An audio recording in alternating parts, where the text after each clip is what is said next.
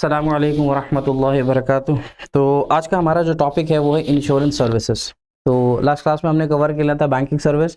ये हमारी जो यूनिट चल रही है इस पूरी यूनिट को हम सर्विस सेक्टर बोलते हैं। ठीक है, तो ये हमारा सर्विस सेक्टर है जिसके अंदर हम बेसिकली सर्विसेज प्रोवाइड करते हैं। तो इंश्योरेंस सर्विस क्या होता है, आपने बहुत बार सुना होगा वर्ड इंश्योरेंस, पढ़ा होगा, लिखा होगा, देखा होगा मार्केट के अंदर भी। तो इंश्योरेंस होता क्या है, देखिए समझने वाली बात है। इंश्योरेंस क्या है, बेसिकली इंश्योरेंस का मतलब होता है जो रिस्क ऑफ अनसर्टेनिटीज होती है उसको रिड्यूस करना। ठीक है जी, यानी अनसर्टेनिटी क्या मतलब, क्योंकि आपको पता ही है फ्यूचर किसी को पता नहीं, वो फ्यूचर हमारे लिए क्या है, अनसर्टेन है। हमें नहीं पता फ्यूचर में क्या होगा, कौन सा एक्टिविटी होगी, कितना होगा, क्या होगा, कुछ नहीं पता।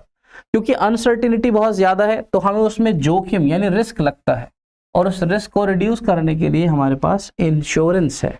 अभी ये रिस्क कैसे कम होगा जी भाई, ये कैसे पॉसिबल हो सकता है। उसके अंदर होता क्या है, दो पार्टीज होती हैं। जैसे मान के चलिए, अज्यूम कर लेते हैं कि आपके पास आपका एक वेयर हाउस है। ठीक है जी, और इस वेयर हाउस में आपने अपना बहुत सारा स्टॉक स्टोर कर रखा है। ठीक है जी, तो ये स्टॉक स्टोर कर रखा है। अब आप खुद सोचो, बीइंग एन ओनर आपको भी लग रहा होगा कि यार ये स्टॉक तो ऐसा तो नहीं खराब हो जाएगा, इसमें आग लग जाएगी या चोरी हो जाएगा। आपके दिमाग में ये सब चीजें आती हैं। एज अ बिजनेसमैन इंसान के दिमाग में आता है कि कभी खराब तो नहीं हो जाएगा, मेरी जमा पूंजी है, मेरा स्टॉक है, मुझे बेचकर इसको कल पैसे कमाने हैं, ये सब चीजें मेरा बिजनेस का बहुत बड़ा पार्ट है, मुझे लॉस हो जाएगा, ये सब चीजें। तो एक कंपनी आपसे आकर कहती है और आपसे एक कॉन्ट्रैक्ट करती है। क्या करती है, आपसे एक कॉन्ट्रैक्ट। किस चीज का कॉन्ट्रैक्ट, वो आपसे कहती है अरे आप इसकी टेंशन ना लो, आप इसकी टेंशन ना लो, कि आपको डर है कि अगर आपका स्टॉक जल जाएगा और ये खराब हो जाएगा, तो आप इसकी टेंशन मत लो। हम आपसे इस चीज का प्रॉमिस करते हैं कि हम जो गुड आपकी जैसी थी उसी कंडीशन में उसको ला देंगे। अच्छा जी, ये कैसे कर देंगे जी, तो ये क्या करेंगे, आपके साथ एक कॉन्ट्रैक्ट करेंगे, और उस कॉन्ट्रैक्ट के अंदर कुछ चीजें होंगी जिसके अंदर आप जेन्युइनली उनको वो सारी चीजें बताओगे, इस स्टॉक की वैल्यू लिखी होगी, और इंश्योरेंस कंपनी आपको ये अश्योरेंस देगी कि आपका स्टॉक सेफ रहेगा। अच्छा जी, और अगर आग लग गई तो इंश्योरेंस कंपनी कहती है कि हम आपके लॉस को कंपनसेट करेंगे, जो भी नुकसान होगा, जो स्टॉक जैसा था वो उसी शक्ल में हम आपको लाकर देंगे। अच्छा है, तो बढ़िया है, फिर हमारे रिस्क की तो टेंशन ही खत्म, सारी टेंशन जो इंश्योरेंस कंपनी लेगी। बिल्कुल, तो साथ में कुछ और भी है। हाँ, इंश्योरेंस कंपनी आपसे कहेगी कि आप एक अमाउंट वो हमें पे करोगे, उसको क्या बोलते हैं, प्रीमियम। क्या बोलते हैं भैया, प्रीमियम। तो वहां पर आपको वो इंश्योरेंस प्रीमियम देना पड़ेगा इंश्योरेंस कंपनी को। वो इंस्टॉलमेंट में भी हो सकता है, वो वन टाइम भी हो सकता है। तो अब आप क्या करोगे, एक कीमत इस स्टॉक के बदले में इंश्योरेंस कंपनी को दोगे। वो किस पे डिपेंड करता है, वो डिपेंड करता है आपके स्टॉक की वैल्यू कितनी है। जो भी चीज जो आप इंश्योरेंस में करवा रहे हो उसकी वैल्यू कितनी है, आप वो प्रीमियम का अमाउंट देते रहोगे। अज्यूम करके चलना, ध्यान से बात को समझना। 1 साल की पॉलिसी आपने ली, इंश्योरेंस कंपनी बोलती है आपका स्टॉक की जो सेफ्टी है वो हम आपको प्रोवाइड करेंगे। 1 साल तक अगर किसी भी टाइप का कोई लॉस होता है, आग से लगा हुआ, जिसको हम फायर इंश्योरेंस कहेंगे, तो अगर आग से कोई भी टाइप का कोई लॉस हो जाता है तो हम उसको कंपनसेट करेंगे। 1 साल तक मान के चलते हर महीने आप कुछ अमाउंट देते रहोगे, कुछ देते रहोगे।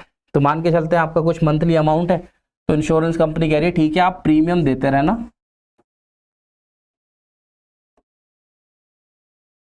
तो प्रीमियम मान के चलते हैं 5,000 रुपये डिसाइड हुए कि आप मंथली दोगे।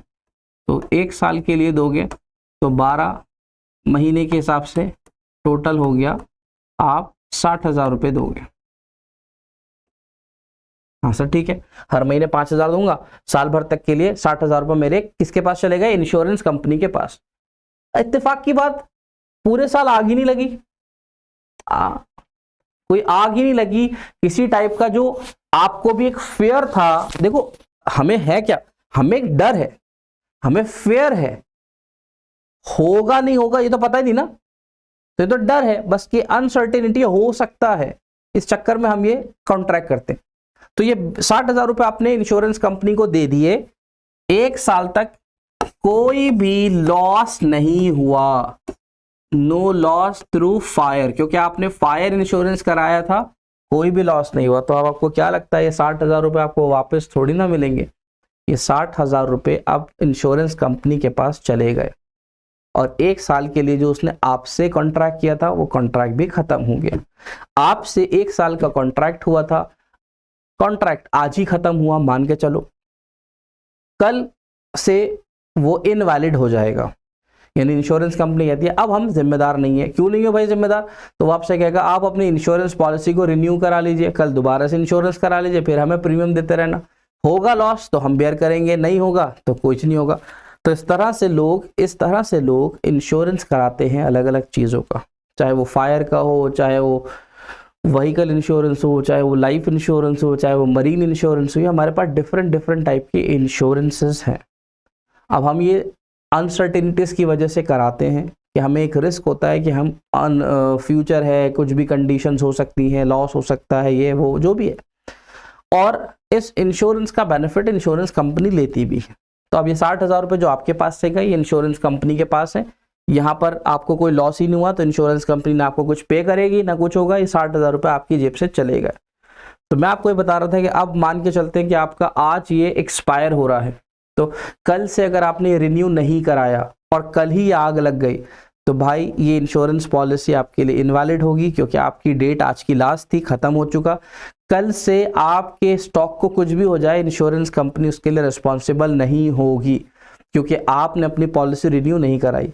तो इसीलिए उसमें होता क्या है कि बहुत सारे लोग जो इंश्योरेंस पॉलिसीज लेते हैं वो टाइम टू टाइम अपनी पॉलिसीज को रिन्यू करते हैं, वहां से नोटिफिकेशन आ जाती है कि कल आपकी पॉलिसी की डेट एक्सपायर होने वाली है, तो आपको पता चलता है, आप कहते हो ठीक है इसको रिन्यू करा दो। तो ये सब चीज़ें यहाँ पर होती हैं, इस चीज़ का आपको थोड़ा ध्यान रखना पड़ेगा। ठीक है जी, तो इंशाल्लाह फिर नेक्स्ट क्लास में मिलते हैं। अस्सलामु अलैकुम वरहमतुल्लाहि वबरकातुहू।